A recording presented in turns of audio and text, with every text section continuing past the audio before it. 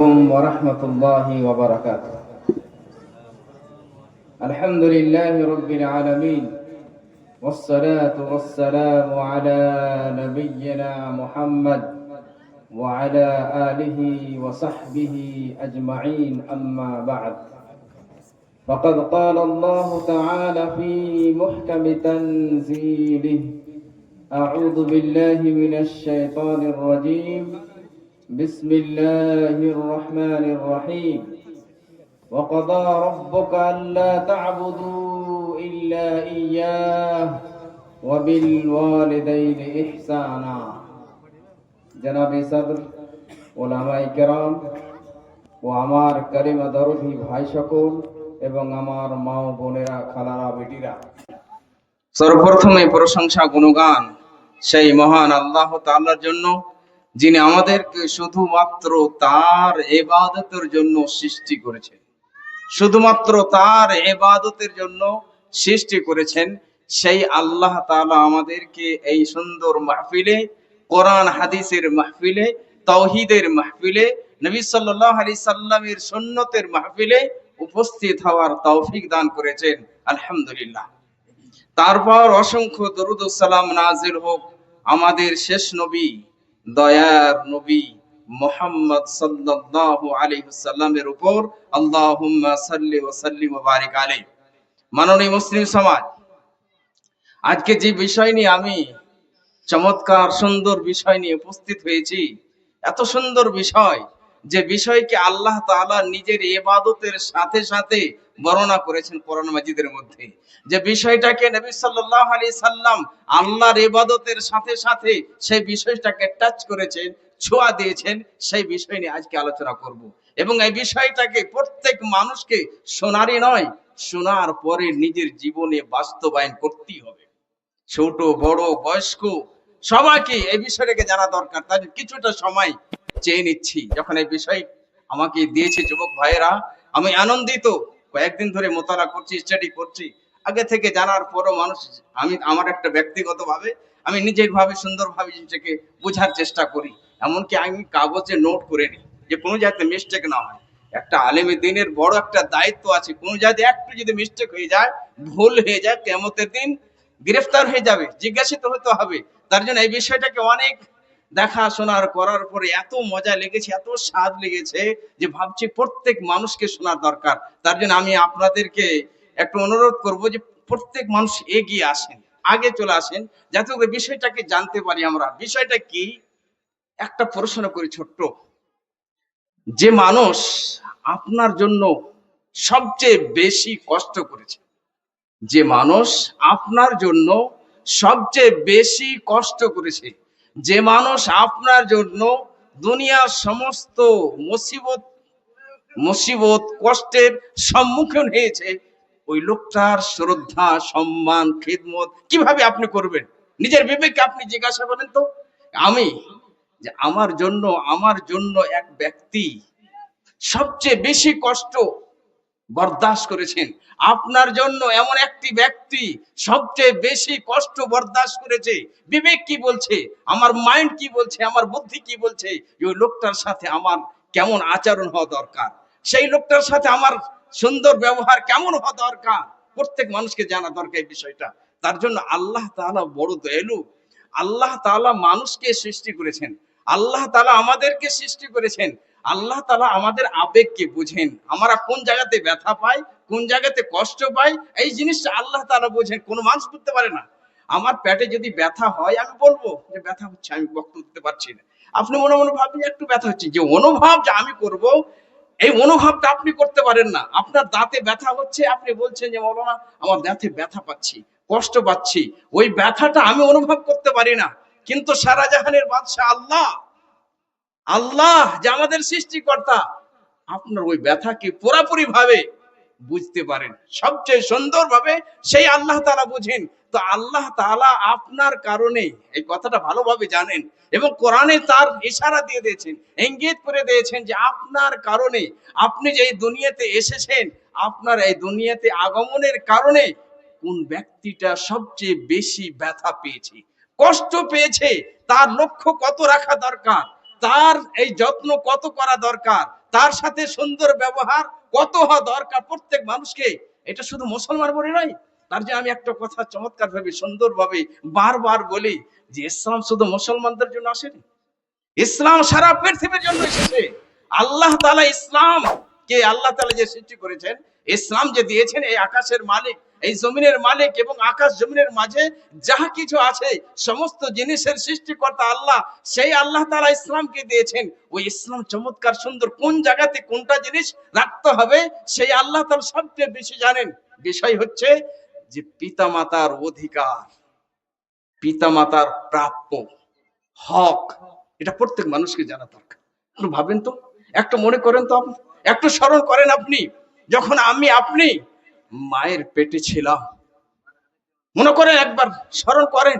আর আজকে আপনি আপনার মায়ের সাথে, আপনি বাবার সাথে কেমন ব্যবহার করছেন, কি ব্যবহার আখলাক আপনার কিভাবে আছে, যে আপনি সেই সময়তে যখন আপনি মায়ের পেটে ছিলেন, আমি যখন আমার মায়ের পেটে ছিলাম, কয়দিন, একদিন, দুদিন, 3 দিন, 4 দিন, 1 মাস, 2 মাস, আমি কোন ব্যক্তিকে যদি বলি যে আমার 5 কিলো একটা ব্যাগ আছে, 5 কিলো, তাতে 5 কিলোর বই আছে, এই জিনিসটা আমার জন্য নিয়ে আসেন দয়া করে, অনেক আপনার শুকরিয়া আদা করবো, শুকরিয়া জ্ঞাপন করবো। তো আপনি আমার জন্য 5 কিলো একটা ব্যাগ নিয়ে এসেছেন, তার জন্য অনেক শুকরিয়া আদা করছি, অনেক আপনার জন্য দোয়া করছি। কিন্তু একবার চিন্তা করেন তো, যে আমার জন্য আমার মা, আপনার জন্য আপনার মা, যে মায়ের পেটে আমি 9 মাস 10 দিন ছিলাম, আমার মা আমাকে নিয়ে বেড়াইছে, ঘুমার সময়তে কষ্ট পেয়েছেন, শুয়ার সময়তে কষ্ট পেয়েছেন, চলাফেরার সময়তে কষ্ট পেয়েছেন, অনেক সময়তে ঘুম যেতে পারেননি, অনেক সময়তে খেতে পারেননি। সেই মায়ের অধিকার কত হওয়া দরকার। বেশি কোরআন হাদিসের দিকে যদি নাও যাই, শুধু কমন সেন্স এই বিষয়টা জানতে চাই, তো প্রত্যেকের মাইন্ডে একটাই কথা ভেসে আসবে, একটাই চিত্র ভেসে আসবে, যে সত্যিকারের সেই মায়ের জন্য আমাকে তো সম্পূর্ণভাবে, একদম সম্পূর্ণভাবে তাহাদের সেবা করা দরকার, সম্পূর্ণভাবে স্নেহ আদরের এবং নম্রতার ভদ্রতার ডানাকে ঝুঁকিয়ে দেওয়া দরকার, নিহত করা দরকার, যে সেই মায়ের মাধ্যম দিয়ে এই দুনিয়াতে আমি এসেছি। এই বিষয়টাকে একটু আমরা কোরআনের জগতে যে দেখি তো কেমন ভাবে আল্লাহ তাআলা ইশারা করেছেন। এবং সবচেয়ে বেশি দয়ালু নবী সাল্লাল্লাহু আলাইহি সাল্লাম, উনি নবী সাল্লাল্লাহু আলাইহি সাল্লাম আমাদেরকে কেমন ভাবে বলেছেন, সেই জগতে আমরা একটু যাই দেখি তো, যে মা বাবার অধিকার কতটা। আপনি যদি এখনো বাবা হননি, কিন্তু আপনি একদিন বাবা হবেন। হে আমার বোনের, আমার বেটিরা, যদি তোমরা এখনো মা হওনি, একদিন মা হবে, তুমি বুঝতে পারবে কি ব্যথা, কি যন্ত্রণা, কি ভালোবাসা, সন্তানের যে কত ভালোবাসা হয়। এই যে কিছুক্ষণ আগে এক মা দৌড়ে চলে আসছে, এটাও অনুভব করতে পারি যে আমি কোথায় দৌড়ে যাচ্ছি, কি কারণে, এই ভালোবাসার টানে ছুটে চলে যাচ্ছে। সে বুঝতে পারে আমি কোথায় যাচ্ছি, কারা আছে সেখানে। এই ভালোবাসা সন্তানের ভালোবাসা, এক সন্তানের কারণে এক মা নিজের জান দিতে রাজি আছে, নিজের জানের পরোয়া সে করে না, নিজের দুঃখ কষ্ট সে বুঝে না। এক সন্তান যদি ট্রেন থেকে ছোট শিশু পড়ে যায়, মা ঝাঁপ দিয়ে দেয়, আমার সন্তান পড়ে গেল, আমার সন্তান শেষ হয়ে গেল, নিজের জানকে জান ভাবে না। সেই মাকে আপনি বুঝতে পেরেছেন? সেই মায়ের অধিকার আপনি জানতে পেরেছেন? সেই মায়ের হক কি আপনি জানতে পেরেছেন? আমি কয়েকটা কোরআন আয়াত আমরা শিখবো, শুনবো, দেখেন কি ভঙ্গিমাতে আল্লাহ তাআলা সারা জাহানের বাদশা, যে আল্লাহ তাআলা আমাদের ব্যথা বেদনাকে সবচেয়ে বেশি বুঝেন, সেই আল্লাহ তাআলা আমাদেরকে অর্ডার দিচ্ছেন, কোরআনে বলছেন। নাম্বার 1, আল্লাহ বলছেন, ওয়াবুদুল্লাহ ওয়া লা তুশরিকু বিহি শাইয়্যা ওয়া বিল ওয়ালিদাইনি ইহসানা। ওয়াবুদুল্লাহ ওয়া লা তুশরিকু বিহি শাইয়্যা, এটা একটা অংশ। দ্বিতীয় অংশ, ওয়া বিল ওয়ালিদাইনি ইহসানা। দুটো অংশ আল্লাহ তাআলা অর্ডার দিচ্ছেন, হুকুম দিচ্ছেন, যে ওয়াবুদুল্লাহ, আল্লাহর ইবাদত করো, আল্লাহর ইবাদত করো। শুধু ইবাদত নয়, আমরা এই বিষয়টাকে আমি বুঝে দেখি, ছাত্রদেরকে বলি যে আমি দুধ চাই, কিন্তু কেমন দুধ চাই? খাঁটি দুধ দিতে হবে, তাহলে টাকা দেবো। বলি কি বলি না? খাঁটি দুধ, মিশ্রিত দুধ, পানি মিলানো দুধ আমি নিব না। আল্লাহ বলছে ওয়াবুদুল্লাহ, আল্লাহর ইবাদত করো, ওয়ালা তুশরিকু বিহি শাইয়্যা, আল্লাহর ইবাদতের সাথে কাউকে অংশীদার করিও না, অংশীদার করিও না, শরীক করিও না, শুধুমাত্র আল্লাহর জন্য ইবাদত করো। শিরক কি জিনিস একটা বিষয় আলাদা, কিন্তু একটু টাচ করি আমি বুঝাবার জন্য, যেমন আমরা একটা মাহফিল, সুন্দর একটা মাহফিল, কোরআন হাদিসের আল্লাহর নৈকট্যের জন্য এই মাহফিল সাজানো হয়েছে। কিন্তু কোন যুবক যদি ভাবে যে এই মাহফিলটা আমরা করলাম যাতে করে আমাদের নাম হয়, কোন বক্তা যদি ভাবে যে আমি এই বিষয়ে আলোচনা করব, সুন্দর সুন্দর ভাষা নিয়ে আসবো যাতে করে সবাই বলে মাশাআল্লাহ বক্তা খুব সুন্দর, না, আল্লাহ সন্তুষ্টের জন্য, আল্লাহকে রাজি করার জন্য এরকম মনোমেজাজ থাকে যে কোরআন হাদিস যদি আজকে আমি বলে যাই, হতে পারে কোন বান্দার অন্তরে টাচ করে যাবে, ছোঁয়া যাবে। সেই যুবক নিজের মাকে চিনতে পারবে, তার অধিকারকে বুঝতে পারবে, সে মাতা পিতার প্রাপ্যকে বুঝতে পারবে, তাহলে তার জীবনটা সুন্দর হবে, সে ভাগ্যবান হবে, মাতা পিতা সুখের জীবন তারা পাবে।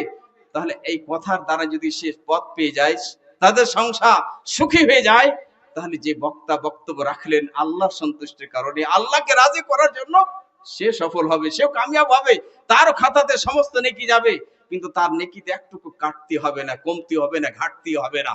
আল্লাহ সন্তুষ্টের জন্য যে কোনো আমরা কাজ করব আল্লাহ সন্তুষ্টের জন্য।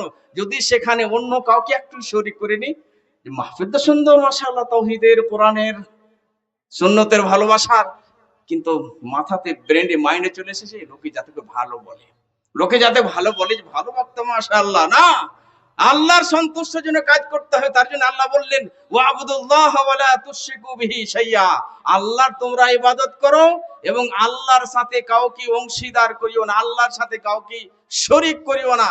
এটা আল্লাহ নিজের ইবাদতের কথা বললেন। তার পাশাপাশি যার কথা নিয়ে আসছেন আল্লাহ তাআলা, এই আয়াতকে বলা হয় আয়াতুল হুকুক আল আশারা।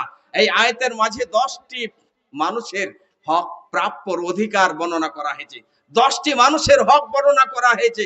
সর্বপ্রথম আল্লাহ তাআলার হক, যে আল্লাহ আমাদেরকে সৃষ্টি করেছেন, আল্লাহ তাআলা আমাদের জন্য আকাশ সৃষ্টি করেছেন, জমিন সৃষ্টি করেছেন, সমস্ত নিয়ামত আল্লাহ তাআলা দেনেওয়ালা, সমস্ত নিয়ামত আমরা আল্লাহর পক্ষ থেকে পেয়েছি।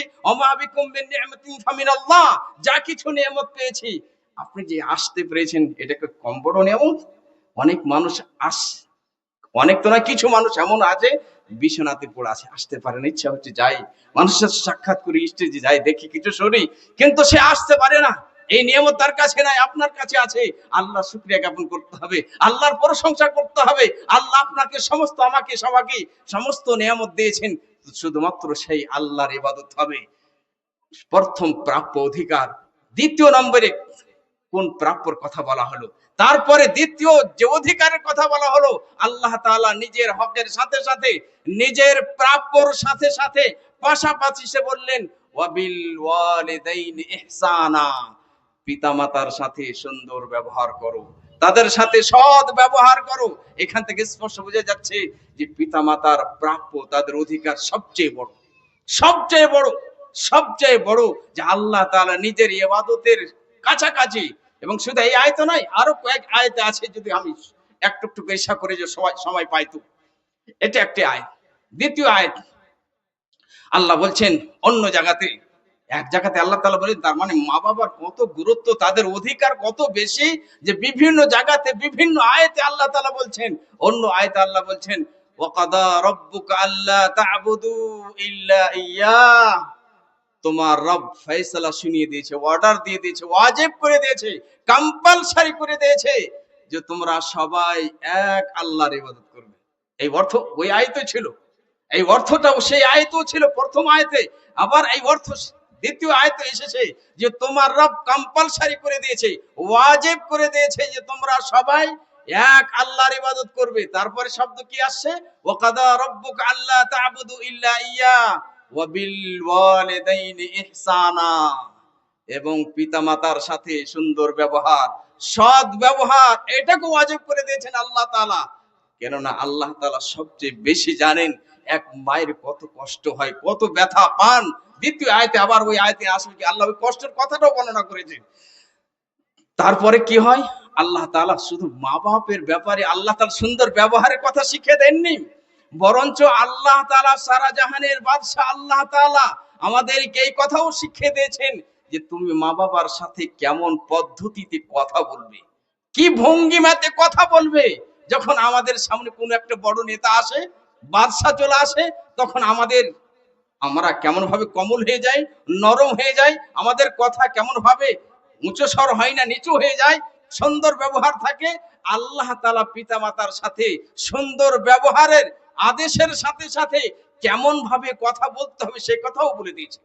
সেই কথাও বলে দিয়েছেন, ইম্মা ইয়াবলুগান্না ইনদাকাল কিবার আহাদুহুমা আও কিলাহুমা, তোমাদের কাছে যদি দুজনের মধ্যে একজন বৃদ্ধ অবস্থায় পৌঁছে যায়, বা দুজনেই বৃদ্ধ অবস্থাতে পৌঁছে গেছে, বয়স্ক হয়ে গেছে, আর চলাফেরা করতে পারে না, এখন আর কাজ করতে পারে না, অনেক সব কাজ করে তোমাদের পিছনে সব শক্তি ব্যবহার, সব শক্তিকে শেষ করে দিয়েছেন, সেই সময়তে কি করতে হবে? ফালা তাকুল্লাহুমা উফিন, তাদেরকে উফ বলিও না। উফ কষ্টের সবচেয়ে নিম্ন স্তরের কষ্ট, মানে কষ্ট যে মানুষকে দেয়, এক অপরকে কষ্ট দেয়, সে সবচেয়ে নিম্ন স্তরের কষ্ট, সবচেয়ে ছোট কষ্ট মা বাবার সামনে বলি উফ, এই শব্দটাও বলিও না। ওয়ালা তাকুল্লাহু উফিন ওয়ালা তানহারহুমা, এবং ডাঁট দিয়ে কথা বলিও না, উঁচু স্বরে কথা বলিও না। বলে থাকি না? বলে থাকি না? আমাদের যুবকেরা বলে থাকি, সাবধান, আল্লাহ তাআলা অর্ডার দিচ্ছেন, ওয়াজিব করে দিয়েছেন, যদি সে মেনে না চলে এই দুনিয়াতে শাস্তি পাবে এবং মরার পরও শাস্তি পাবে। ফালা তাকুল্লাহু উফিন ওয়ালা তানহারহুমা ওয়া কুল লাহুমা কাওলান কারীমা, এবং তাদের সামনে সুন্দর মোলায়েম কোমল মিষ্টি কথা বলো, মিষ্টি কথা বলো, সুন্দরভাবে কথা বলো, ভালো ভঙ্গিমাতে কথা বলো। ফালা তাকুল লাহু উফিন ওয়ালা তানহারহুমা ওয়া কুল লাহুমা কাওলান কারীমা ওয়াখফিদ লাহুমা জানাহাদ দুল্লি মিনার রাহমা। এই আয়াতের অর্থটা আমি স্পষ্ট করতে পারি না, এত সুন্দর অর্থ যে আমি আমার নিজের ভাষাতে মনে বুঝতে পারবো না। সারা জাহানের বাদশা এত সুন্দর ভঙ্গিতে বলছেন, কাছাকাছি বুঝতে চাইছি, একটু সাথ দেন আমার। আল্লাহ বলছেন ওয়াখফিদ লাহুমা জানাহাদ দুল্লি মিনার রাহমা, দয়ার সাথে, দয়ার সাথে নম্রতা, দয়ার সাথে নম্রতার ডানাকে ঝুঁকিয়ে দাও, নত করে দাও। ভাবেন আপনি কেমন ভাবে আপনি নত করবেন, কেমন ভাবে আপনি ঝুঁকাবেন। ওয়াকুর রব্বিরহামহুমা কামা রাব্বায়ানি সাগীরা, এবং দোয়া করো এবং বলো যে আল্লাহ তাদের উপরে তুমি তাদের উপরে দয়া করো তেমনই যেমন তারা আমার ছোটবেলাতে আমার লালন পালন করেছে। আয়াতকে দেখেন, গবেষণা করেন, চিন্তা করেন যে আল্লাহ তাআলা কি বলছেন, আর আজকে আমাদের গতি কি, কি করছে, আমরা মায়ের সাথে কেমন ব্যবহার করছি, রেগে গিয়ে যা মন তাই বলে দিচ্ছি। এবং আমাদের কিছু যুবক তো এমন আছে যে মাকে গালি দেয়, মাকে গালি দেয়, মাকে প্রহার করে, মাকে বাড়ি থেকে বের করে দেয়। হতভাগা তুমি, তোমার বিবেকে একবার জিজ্ঞাসা করো তো, যে মা তোমাকে 9 মাস 10 দিন নিজের পেটে রেখেছিল, গর্ভে ধারণ করেছিল, সেই মাকে তুমি গালি দাও। একটুকু তোমার হায়াকে নাই, একটুকু তোমার শরম নাই। যখন তোমার শরম শেষ হয়ে যাবে, হায়া শেষ হয়ে যাবে, তখন তোমার যা ইচ্ছা তাই করতে পারো, একটুকু তার ইহসানের বদলা তুমি দিতে পারলে না। তুমি ভাবছো আমার এই শ্বশুর আমার অনেক কিছু দিয়েছে, আমার স্ত্রী আমাকে অনেক কিছু দিয়েছে, আমার বন্ধু আমাকে অনেক কিছু দিয়েছে। এই দুনিয়ার বুকে সবচেয়ে বেশি যদি ইহসান আছে, কারণ যে সবচেয়ে বেশি অনুদান রয়েছে এই দুনিয়ার বুকে, সবচেয়ে বেশি ইহসান হচ্ছে মা, তারপরে বাবা। মা তারপরে বাবা। কোথায় আমরা, কোন জায়গাতে আমরা, কি লজ্জাতে আপনি আপনার আওয়াজকে উঁচু করে দেন, আপনার সুরকে উঁচু করে আপনি কথা বলেন। হারাম, হারাম। কখনো আপনি কামিয়াব হতে পারেন না, সফল হতে পারে না। যে ব্যক্তি আল্লাহ তাআলা, আল্লাহর তো সবচেয়ে বড় হক, প্রাপ্য এবং নিম্ন স্তরের প্রাপ্য অধিকার হচ্ছে পিতামাতা। যে ব্যক্তি পিতামাতার প্রাপ্য আদা করতে পারলো না, অধিকার তাদের দিতে পারলো না, সে বান্দা কোনোদিন আল্লাহর হক আদা করতে পারে না, কখনো না, কোনোদিন পারে না, কোনোদিন পারে না। কিন্তু সবকিছু তো আল্লাহর পক্ষ থেকে পেয়েছি। সেই মা, সেই আল্লাহ আপনাকে মা দান করেছেন, আপনাকে বাবা দান করেছেন, আপনাকে স্ত্রী দিয়েছেন, আপনাকে টাকা দিয়েছেন, আপনাকে সবকিছু দিয়ে কিভাবে আপনি বাড়ি থেকে তাকে বহিষ্কার করে দিচ্ছেন, বের করে দিচ্ছেন। হাদিসের মধ্যে এসেছে, সেই মুসলিমের হাদিস, নবী সাল্লাল্লাহু আলাইহি ওয়াসাল্লাম বললেন, ইদা লাম তাস্তাহি ফাসনা মা শিতা, যখন তোমার হায়া শেষ হয়ে যাবে, তোমার যা ইচ্ছা তাই করো। আরেকটি আয়াতকে দেখেন আল্লাহ তাআলা কি ভঙ্গিমাতে, সূরা লোকমানে আল্লাহ তাআলা বলছেন, ওয়াসাইনাল ইনসানা বিওয়ালিদাই, আল্লাহ বলছেন যে আমি মানুষকে পিতামাতার সাথে সৎ ব্যবহারের নসিহত করলাম, উপদেশ দিলাম। আল্লাহ সারা জাহানের বাদশা বলছেন ওয়াসাইনাল ইনসানা বিওয়ালিদাই, আমি মানুষকে তার মা বাবার সাথে সুন্দর ব্যবহারের উপদেশ দিলাম, নসিহত করলাম। কি কারণে, কি কারণে? আল্লাহ স্বয়ং সেই কথাটা তুলে ধরেছেন, হামালাতহু উম্মুহু ওয়াহনান আলা উহন, তার মা তাকে কষ্টের পর কষ্ট বরণ করে তার মা কষ্টের পরে কষ্ট বরদাস্ত করে বরণ করে গর্ভে রেখেছে। যেমন তার ব্যাপার এই বিষয়টা আমি আগে তুলে ধরেছিলাম যে 9 মাস 10 দিন আমি আমার মায়ের পেটে ছিলাম। আপনি আপনার মায়ের পেটে ছিলেন, আপনি এই কথাটা বারবার চিন্তা করেন যে আজকে মায়ের ভুল হতে পারে, কোন জায়গাতে মিস্টেক করতে পারে, বাবা কোন জায়গাতে মিস্টেক করতে পারে, কিন্তু সেই জায়গাতে আপনাকে স্মরণ করতে হবে যে এই জায়গাতে একটু মায়ের ভুল হয়েছে, এই জায়গাতে একটু আমার বাবার ভুল হয়েছে, কিন্তু এই মায়ের যে অবদান, এই মায়ের যে ইহসান আমার উপরে আছে, এই ভুলটা একদম লুকিয়ে যাচ্ছে, একদম নিচে পড়ে যাচ্ছে, কিছুই তার সামনে কিছুই নাই না। এই মায়ের সাথে খারাপ ব্যবহার করা চলবে না, মায়ের সামনে ঝুঁকে যেতে হবে, নরম হতে হবে, কমল হতে হবে। তার কারণ আল্লাহ নিজেই বলে দিচ্ছেন, কেন? হামালাতহু উম্মুহু ওয়াহনান আলা ওয়াহন ওয়া ফিসালুহু ফি আমাইন। এবং দুধ ছড়ানো 2 বছরে হয়। 2 বছর দুধ পান করতে থেকেছি।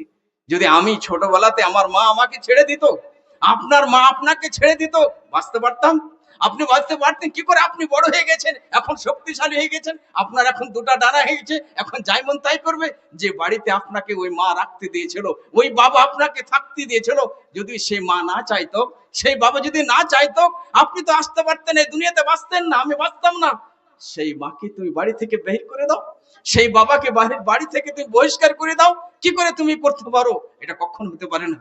কিন্তু আজকে আমরা কোরআন হাদিস থেকে গাফিল হয়ে গেছি, কোরআন হাদিস থেকে অনেক দূরে সরে গেছি, এবং যে ইহসানের বদলা ইহসান হওয়া দরকার সেটাও ভুলে গেছি। তারপরে আল্লাহ কি বলছেন? আনিশকুরুলি ওয়া লিওয়ালিদাইক ইলাইয়াল মাসির।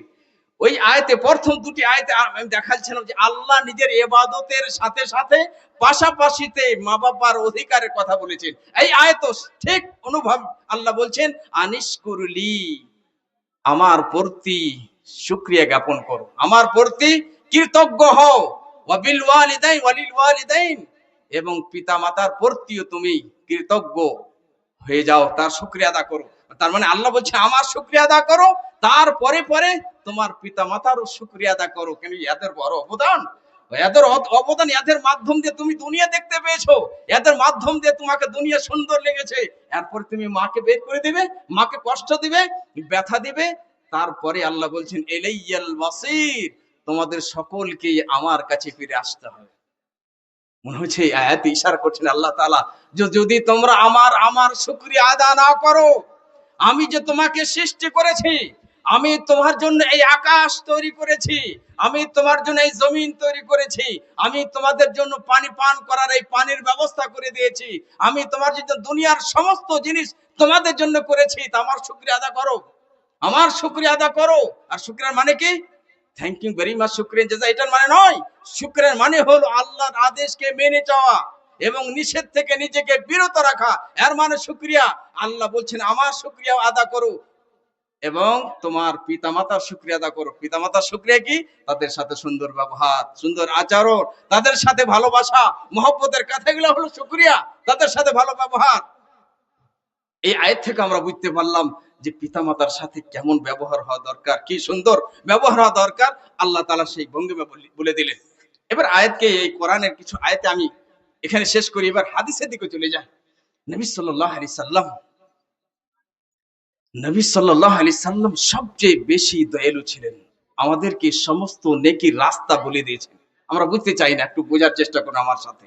আমি যে কোরআনকে একটু বুঝতে পেরেছি ভালোবাসার সাথে, তার জন্য আমি বলি যে কোরআন হাদিস ছাড়া কোনো মানুষের জীবন সুন্দর হতে পারে না, কোনোদিন হতে পারে না, কখনো না। দুনিয়া শান্তির হতে পারে না, ভিতরকার জগতে সে শান্তি পেতে পারে না। শান্তির জিনিস একটাই, কোরআন হাদিস। নবী সাল্লাল্লাহু আলাইহি সাল্লাম পিতা মাতার ব্যাপারে কি বললেন? যোগ্য সাহাবী, সেই বুখারীর হাদিস। আব্দুল্লাহ বিন মাসউদ রাদিয়াল্লাহু তাআলা আনহু যোগ্য সাহাবী, মুফাসসিরুল কোরআন, কোরআনের ব্যাখ্যা করতেন উনি, সবচেয়ে সুন্দর সাহাবী আব্দুল্লাহ বিন মাসউদ রাদিয়াল্লাহু তাআলা আনহু।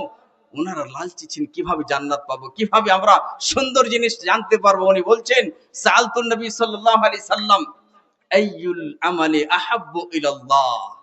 উনি বলছেন যে আমি নবী সাল্লাল্লাহু আলাইহি সাল্লামকে জিজ্ঞাসা করলাম, কি চমৎকার প্রশ্ন, আজকে আমরা প্রশ্ন করতে পারিনি। উনি বলছেন যে আমি নবী সাল্লাল্লাহু আলাইহি সাল্লামকে জিজ্ঞাসা করলাম আইয়ুল আমালি আহাব্বু ইলাল্লাহ, যে কোনটি আমল আল্লাহর কাছে সবচেয়ে বেশি প্রিয়, এমন কোনটি আমল আছে? চমৎকার প্রশ্ন, খুব সুন্দর। আর এই প্রশ্ন কাকে করা হয়েছে? এই দুনিয়ার বুকে সবচেয়ে সফল মানুষ, সবচেয়ে বুদ্ধিমান জ্ঞানী মানুষ, নবীদের মধ্যে সর্বের সেরা নবী সাল্লাল্লাহু আলাইহি সাল্লামকে প্রশ্ন করা হয়েছে যে এই দুনিয়ার বুকে সবচেয়ে কোনটি আমল আল্লাহর কাছে প্রিয়। প্রশ্ন খুবই সুন্দর, উত্তরও সুন্দর। উত্তরটা কি মনে মনে ভাবেন তো, যে প্রশ্ন হয়েছে যে সবচেয়ে কোন এমন একটি আমল আছে, এমন কোনটি আমল আছে যে আমলটা, যে কাজটা, সে সৎ কাজটা আল্লাহর কাছে সবচেয়ে বেশি প্রিয়, সবচেয়ে বেশি ভালোবাসা, সবচেয়ে সুন্দর। নবী সাল্লাল্লাহু বলে দেন আমাকে। উত্তর কি দিয়েছিলেন আজকে শুনুন, মনে রাখবেন, মনে রাখবেন কথাটা। উত্তরে নবী সাল্লাল্লাহু আলাইহি সাল্লাম বলেছিলেন, আস-সালাতু আলা ওয়াক্তিহা, নামাজকে তার সময়ে আদা করা। সালাতকে তার সময়ে, তার যে নির্দিষ্ট সময় আছে তার সময়ে আদা করা। এখানে যেমন আয়াত আমরা পড়েছিলাম, ওয়াকাদা রাব্বুকা আল্লা তা'বুদু ইল্লা ইয়্যা, আল্লাহর তোমরা সবাই এক আল্লাহর ইবাদত করো, ওয়াবুদুল্লাহ ওয়া লা তুশরিকু বিহি শাইয়্যা, এক আল্লাহর ইবাদত করো। ইবাদত থেকে কি বোঝায়? তাওহীদের পরে সবচেয়ে সুন্দর ইবাদত, সবচেয়ে বড় ইবাদত, সবচেয়ে সুন্দর ইবাদত, যে ইবাদত না থাকলে মুসলমান হতে পারে না, কোনোদিন মুসলমান হতে পারে না, সে আল্লাহর শুকরিয়া জ্ঞাপন করতে পারে না, সেটা হচ্ছে সালাত। সেটা হচ্ছে সালাত। সেই জায়গাতে ইবাদতের কথা আয়াতে এসে, ইবাদত কি? সেটা হচ্ছে সালাত। আস-সালাতু আলা ওয়াক্তিহা, নামাজকে তার সময়ে আদা করা। সাহাবী বলছেন নবী সাল্লাল্লাহু আলাইহি ওয়াসাল্লাম এরপরে কই, এরপরে কি? উত্তরে নবী সাল্লাল্লাহু আলাইহি ওয়াসাল্লাম দেখেন ওই আয়াতের সাথে মেল খাবে, কিন্তু তার জন্য এক আয়াতের ব্যাখ্যা হাদিসের দ্বারা হয়। সাহাবী বলছেন নবী সাল্লাল্লাহু আলাইহি ওয়াসাল্লাম এরপরে কোনটি আমল সবচেয়ে প্রিয় আল্লাহর কাছে? উত্তরে নবী সাল্লাল্লাহু আলাইহি ওয়াসাল্লাম বললেন, বিররুল ওয়ালিদাইন, পিতামাতার সাথে সুন্দর ব্যবহার। আল্লাহু আকবার, আল্লাহর ইবাদতের কথা আয়াতে এসেছে, তারপরে পিতামাতার সাথে সুন্দর ব্যবহারের কথা এসেছে। আবার নবী সাল্লাল্লাহু আলাইহি সাল্লামের জবান দিয়ে, মোবারক ভাষা দিয়ে এই শব্দটা আবার এলো যে সর্বসুন্দর আমল, সুন্দর প্রিয় আমল হচ্ছে আল্লাহর কাছে নামাজ আদায় করা তার সময়ে, তার নির্ধারিত সময়ে। এবং তারপরে সুন্দর আমল হচ্ছে বিররুল ওয়ালিদাইন, পিতামাতার সাথে সুন্দর ব্যবহার, ভালো আচরণ, সৎ ব্যবহার। সাহাবী বলছেন নবী সাল্লাল্লাহু আলাইহি ওয়াসাল্লাম এরপরে বললেন, আল জিহাদু ফি সাবিলিল্লাহ, আল্লাহর পথে জিহাদ করা। এই জায়গাতে একটা আমরা গবেষণা করি, চিন্তা করি যে জিহাদের নম্বর 3 নম্বরে আসছে পিতামাতার সাথে সুন্দর ব্যবহারের কথা আগে আসছে, তার আগে ইবাদতের কথা আসছে।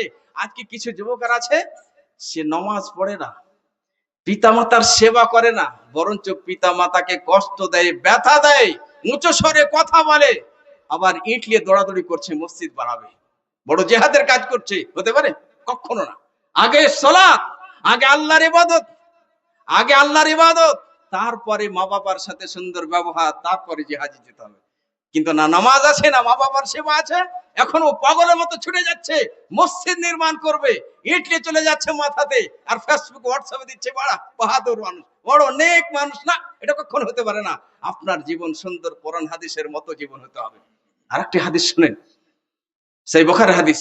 অধিকাংশ যে হাদিসগুলো আমি শোনাবো, হাদিস সহিহ বুখারীর কিতাবুল আদাব, সহিহ বুখারীর মধ্যে চমৎকার সুন্দর অনেকগুলো হাদিস এসেছে। এক যোগ্য সাহাবী নবী সাল্লাল্লাহু আলাইহি সাল্লামের কাছে এলেন, আর নবী সাল্লাল্লাহু আলাইহি সাল্লামকে এসে বলছেন, মুজাহিদ, নবী সাল্লাল্লাহু আলাইহি সাল্লাম, আমি জিহাদে যেতে চাচ্ছি, আমি জিহাদে যাব।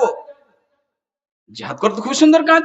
জিহাদ মানে আজকে ভারতবর্ষের কিছু মানুষেরা উল্টো মাফহুম নিয়েছেন। জিহাদ খুব সুন্দর, যেখানে অন্যায় হচ্ছে, অপরাধ হচ্ছে, জুলম হচ্ছে, এই জুলমকে বাধা দেওয়া, সেখানে রুখে দাঁড়া, সেখানে ব্রেক মেরে দাও, না এটা হতে দেব না, এটাই হচ্ছে জিহাদ। নিজের আত্মার সাথে জিহাদ। মন চাইছে এত ঠান্ডা রাত, শীতকাল, খুব মজা লাগছে, ঘুমটা ভালোভাবে টেনে দিই, কিন্তু আল্লাহর যখন ডাক কানে সাড়া দিচ্ছে, কানে জেগে আসছে, আল্লাহর ধ্বনি কানে জেগে যাচ্ছে, তখন মনকে বলছে না, আর আমি বিছানায় থাকতে পারি না, আর কম্বলের ভিতর আমি থাকতে পারি না। সারা জাহানের বাদশা আল্লাহ, যিনি আমার হাসির মালিক, যিনি আমার কান্নার মালিক, যিনি আমার সমস্ত জিনিসের মালিক, তার ডাক এসেছে। নিজের সাথে জিহাদ করে মসজিদের দিকে পাড়ি দিলাম, ঝাঁপ দিলাম যে না, এখন আল্লাহর দিকে চলে যাবো, এটা হচ্ছে জিহাদ। তো সেই সাহেব বলছেন নবী সাল্লাল্লাহু আলাইহি সাল্লাম, ও জাহিদ, আমি জিহাদ করতে চাইছি, জিহাদ করতে যাব। নবী সাল্লাল্লাহু আলাইহি সাল্লাম উত্তরে এই কথা বললেন যে হ্যাঁ, সুন্দর, ভালো কাজ, যাও। নবী সাল্লাল্লাহু আলাইহি সাল্লাম জিজ্ঞাসা করছেন, তার মানে শরীয়তের বুদ্ধি, শরীয়ত যেভাবে বলবে, পদ্ধতি আছে, সেই পদ্ধতি অনুযায়ী আপনাকে মসজিদ নির্মাণ করতে হবে, ওই পদ্ধতি অনুযায়ী আপনাদেরকে প্রোগ্রাম চালাতে হবে। অনেক সময়তে বলতে চাই না, তবু বলতে হচ্ছে। এই যে মাহফিল গুলো হচ্ছে দিন তাবলিগ জালসা, খুব সুন্দর চমৎকার যুবকেরা, এই জায়গার যুবকেরা এবং বাবাজিরা এবং মাখালারও চেষ্টা করেছে যাতে করে দোকান বাকান না বসে, মেলা না হয়। চেষ্টার পরও কিছু লোক তাতে বাধা দিয়েছে। তারা সাহায্য করে না, সাহায্য করবেন। যদি আপনি সাহায্য করেননি, নিজের মন মতো কাজ করেছেন যে না আমরা এখানে করতে দেব, আপনি গুনাহগার হবেন। কিয়ামতের দিন সেই আদালতে ফয়সালা হবে যে আপনি ভালো কাজের সাহায্য করেননি, তাদের হেল্প করেননি, আপনি গুনাহগার হবেন। ভালো কাজে যারা এই মেলা মুক্ত জালসা করতে চেয়েছিল, আপনি তাদের সাহায্য করেননি, সাহায্য করতে হবে, সাহায্য করতে হবে। এটাও বড় জিহাদের কাজ। তো সাহাবী বলছেন, মুজাহিদ আমি জিহাদ করতে চাচ্ছি, জিহাদে যেতে চাচ্ছি। নবী সাল্লাল্লাহু আলাইহি সাল্লাম এই কথা বললেন না যে ভালো সুন্দর যাও তুমি। নবী সাল্লাল্লাহু প্রশ্ন করছেন, আলাকা আবাওয়ান, তোমার কি পিতামাতা আছে? তোমার কি পিতামাতা আছে? কালা নাম। সাহেব বলছে হ্যাঁ আমার পিতামাতা আছে। উত্তরে নবী সাল্লাল্লাহু আলাইহি সাল্লাম বললেন, ফাফিহিমা ফাজাহিদ, তোমরা ওই দুজনের সেবা করো, তুমি জিহাদ করো, এটাই তোমার জন্য জিহাদ।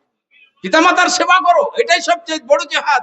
মসজিদ বানাতে যেও না, কি জানি মসজিদ কি নাম হচ্ছে, কোন সিয়াসাতে হচ্ছে, কি হচ্ছে, ইউটিউবাররা কেউ বানাবেন এই কথাগুলো। আমি আমভাবে কথা বলছি, আমার কথা কোরআন হাদিসের মেল দিয়ে আমার যুবকদেরকে বাঁচাতে চাই, আমার সমাজের মানুষদের সংশোধন চাই। এই সুন্দর জীবন যে আমরা পেয়েছি কোরআনের মাধ্যম দিয়ে, হাদিসের মাধ্যম দিয়ে, এই সুন্দর জীবন আমরা চাই। আল্লাহর সন্তুষ্টের জন্য আমরা কাজ করতে চাই। এটা সুন্দর হাদিস। আরো একটা হাদিসে চলে যাই আমরা। নবী সাল্লাল্লাহু আলাইহি ওয়াসাল্লাম কত কি বলেছেন। আজকে সবাই আমরা চাই যে রোজি রুটিতে যেটা বৃদ্ধি হয়, টাকা বেশি হয়, আমার চাই কি চাই না? সবাই চাই। স্ত্রী চাই যে আমার স্বামী যে অনেক টাকা হয়, তার জন্য স্ত্রী বলে যে আপনি মাসে তো 50,000 টাকা, আপনি অর্থ আপনার কাছে পকেটে টাকা আছে 50,000 টাকা, তো 50,000 টাকার মধ্যে 5,000 টাকা আপনার মায়ের পিছনে খরচ করে দেন, আর 5,000 টাকা ভাই বোনের পিছনে খরচ করে দেন, হ্যাঁ 10,000 টাকা এরকম চলে যায়। 10,000 টাকা যদি বাঁচিয়ে লওয়া যায় তো অনেক কিছু করতে পারবো আমরা। সে মনে মনে ভাবে, কিন্তু তার মনে এটা মনের বাসনা।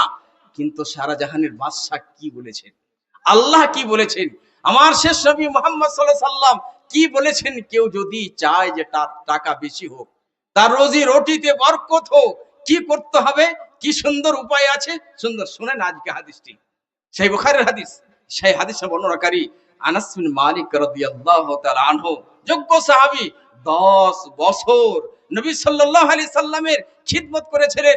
সেই সাহাবী রাদিয়াল্লাহু তাআলা আনহু নবী সাল্লাল্লাহু আলাইহি সাল্লাম থেকে এই হাদিসটি বর্ণনা করছেন। নবী সাল্লাল্লাহু আলাইহি সাল্লাম বললেন, মান আহাব্বা আন ইউবসাতা লাহু ফি রিজকিহি ওয়া ইউনসা লাহু ফি আথারি ফালইয়াসিল রাহিমাহু, যে ব্যক্তি পছন্দ করে যে তার রোজি রুটিতে বরকত হোক এবং তার বয়সে ওমরে বরকত হোক, ফালিয়াসিল রাহিমাহু, সেজন্য সিলা রাহমি করে, আত্মীয় স্বজনের সাথে ভালো সম্পর্ক রাখে। তার মানে স্পষ্ট হাদিস যে যে ব্যক্তি চাচ্ছে যে আমার রোজি রুটিতে বরকত হোক, আমার বয়সে বরকত হোক, অল্প সময় অনেক কাজ করতে পারি, বাড়ি গাড়ি সুন্দরভাবে করতে পারি, ছেলেদের সুন্দর জীবন করতে পারি, আমার আমলের জগৎ যেন সুন্দর হয়, তো সে তাকে কি করতে হবে, ফালিয়াসিল রাহিমাহু, আত্মীয় আত্মীয় স্বজনের সাথে সুন্দর আচরণ রাখতে হবে, ব্যবহার রাখতে হবে। এবং আত্মীয় স্বজনের মধ্যে এই আত্মীয় স্বজনের লিস্ট যখন বানাতে যাবেন আপনি, নম্বর 1 কাকে দিবেন? 1 নম্বরে আসবে পিতামাতা। 1 নম্বর পিতামাতা আসবে। এই পিতামাতার সাথে যদি আপনার ভালো ব্যবহার হয়ে থাকে, এই পিতামাতার সাথে সুন্দর ব্যবহার হয়ে থাকে, তাদের উপর আপনি খরচ বহন করেন, তাদের আপনি লক্ষ্য রাখেন, খাওয়া দাওয়ার ব্যবস্থা লক্ষ্য রাখেন, ওষুধ পানির ব্যবস্থা লক্ষ্য রাখেন, জুতা চপ্পলের লক্ষ্য রাখেন, কাপড় চোপড়ের ব্যবস্থা লক্ষ্য রাখেন, আল্লাহ আপনার রোজি রুটিতে বরকত দিবে। এটা আল্লাহর ওয়াদা, এটা হচ্ছে আল্লাহর ওয়াদা। কিন্তু এক স্ত্রী ভাবছে, ছোট্ট বুদ্ধির মানুষ, এত টাকা খরচ হয়ে যাচ্ছে, কেমন করে যে আপনাকে দিবে, আপনার কল্পনার বাইরে। অনেক জ্ঞানী মানুষেরা যারা বয়স্ক তারা বুঝে যে আমি তো ভাবতে পারি এত টাকা কোথা থেকে আমি পেয়ে যাবো, কিন্তু আল্লাহ আমাকে দিয়েছে। এবং আমি নিজেও জানি যারা, যে ছেলেরা, যে যুবকেরা মায়ের দিকে লক্ষ্য রাখেনি, নিজের দিকে লক্ষ্য রেখেছে, বাকি বকা দিয়েছে, ডাঁট দিয়েছে, ব্যথা দিয়েছে, কয়েকটা টাকার জন্য, 50টা টাকার জন্য, 100টা টাকার জন্য, 1000 টাকার জন্য, সেই যুবকদেরকে এখনো দেখতে পায় তাদের জীবনে বরকত নাই, শেষ হয়ে গেল, ধ্বংস হয়ে গেল। কেননা আল্লাহ তাআলার ব্যাপারে হাদিসের মাঝে এসেছে, অন্য জায়গাতে পিতা মাতা যদি রাজি হয় আল্লাহ রাজি থাকে। আর পিতামাতা যদি নারাজ থাকেন, আল্লাহ নারাজ হয়ে যায়। আর আল্লাহ যার উপর নারাজ হয়ে যাবে, সে কোনোদিন রিস্ক পেতে পারে না। রিস্কের মালিক শুধুমাত্র আল্লাহ। ইন্নাল্লাহা হুয়ার রাজ্জাকু যুল কুওয়াতিল মাতিন। আল্লাহ হচ্ছে সবচেয়ে বড় রিস্ক দাতা এবং বড় শক্তিশালী। রিস্ক দিনেওয়ালা আল্লাহ। আল্লাহ আপনাকে রিস্ক দিবে। অনেক মাস্তান ছিল, অনেক গোন্ডা ছিল, সব শেষ হয়ে গেল, বিছানাতে পড়ে আছে, আর চলতে পারে না, দুনিয়া থেকে শেষ চলে গেল। সবচেয়ে বড় গোন্ডা ছিল ফেরাউন, জালেম জাবের বাদশা।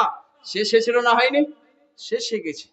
কিন্তু তার বদনামের কথা, তার জুলমের কথা চিরদিন, যতদিন এই দুনিয়া বেঁচে থাকবে, মানুষেরা স্মরণ করবে। জ্ঞানী মানুষেরা সেখান থেকে শিক্ষা নেবে, নসিহত কবুল করবে। না, আমার আল্লাহ শক্তি দিয়েছে, পাওয়ার দিয়েছে, আমাকে রাজত্ব দিয়েছে, আমার পাওয়ার আছে, এই পাওয়ারটাকে ভালো কাজে ব্যবহার করতে হবে। সর্বপ্রথম পিতামাতার সেবার জন্য ব্যবহার করতে হবে। মাননীয় মুসলিম সমাজ, নবী আকরাম সাল্লাল্লাহু আলাইহি সাল্লাম আরেকটি হাদিসে বললেন, সহিহ বুখারীর হাদিস, লা ইয়াদখুলুল জান্নাতা কাতিউন। জান্নাতে আত্মীয় স্বজনের একটা সম্পর্ক আছে, যে আত্মীয় স্বজনের সম্পর্ক কেটে দিবে, যারা কেটে দেয়, তারা জান্নাতে প্রবেশ করবে না। তার মানে কঠিন সাজা। যারা পিতামাতার সাথে সম্পর্ক কেটে দিল, ভাবেন তো একটু, আমি বাবা, আপনি মা, আর আপনার সাথে আপনার ছেলে সম্পর্ক কেটে দিয়েছে। আপনি নিজের কলিজাতে একটু হাত দেন, সিনাতে হাত দেন, যে ছেলের জন্য আমি সবকিছু করলাম। এক বাবা 8-8 ঘন্টা রোদ্রের তাপে দাঁড়িয়ে থাকলো ছেলের সাথে, ছেলের মুখে হাসি দেখার জন্য, ছেলের মুখে একটা লোকমা দেওয়ার জন্য, একটা চকলেট দেওয়ার জন্য। একটা লেবু পেয়েছে তো পকেটে ভরে নিয়েছে যে আমার সন্তানের হাতে দিব, আমার সন্তান খাবে। আর ওই সন্তান আপনার সাথে সম্পর্ক কেটে দিয়েছে, ওই সন্তান জান্নাতে প্রবেশ করবে না। এর অর্থটা কি? যে ওই সন্তান জাহান্নামের যোগ্য হয়ে গেছে, জাহান্নামের যোগ্য হয়ে গেছে, উপযুক্ত হয়ে গেছে।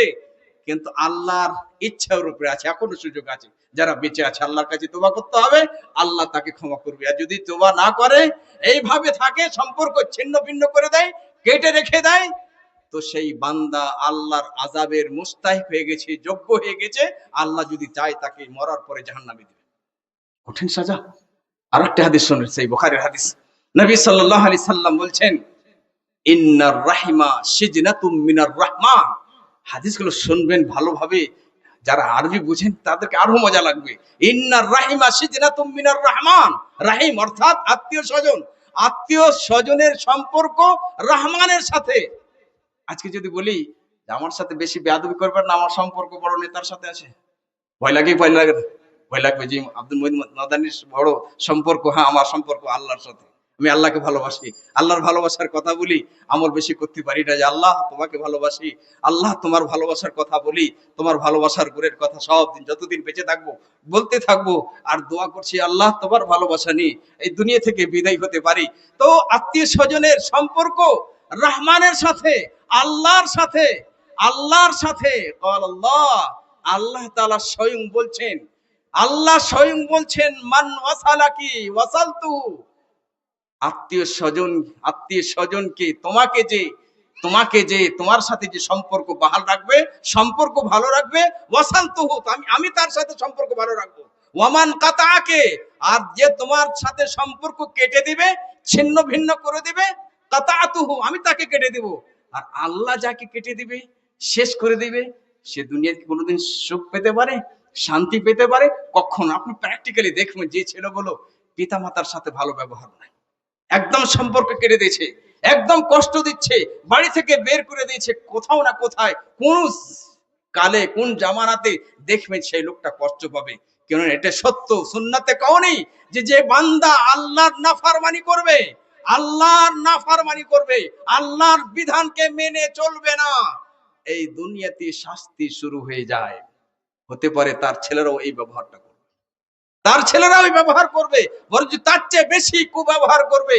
এই সাজা দুনিয়া থেকে শুরু হয়ে যায়, এবং মরার পরে তো কঠিন সাজা আছে, কঠিন সাজা আছে। আরেকটি হাদিস, আবু বকর রাদিয়াল্লাহু তাআলা আনহু উনি বর্ণনাকারী, এই হাদিসটাও সহিহ বুখারীর। নবী সাল্লাল্লাহু আলাইহি ওয়াসাল্লাম সাহাবায়ে কেরামদেরকে নিয়ে বসে আছেন, বলছেন, আলা উনাব্বিউকুম বিআকবারিল কাবায়ের। আমি কি তোমাদের সবচেয়ে বড় পাপের কথা, গুনার কথা বলে দেব না? আমি কি তোমাদেরকে সবচেয়ে বড় পাপের কথা বলে দেব না?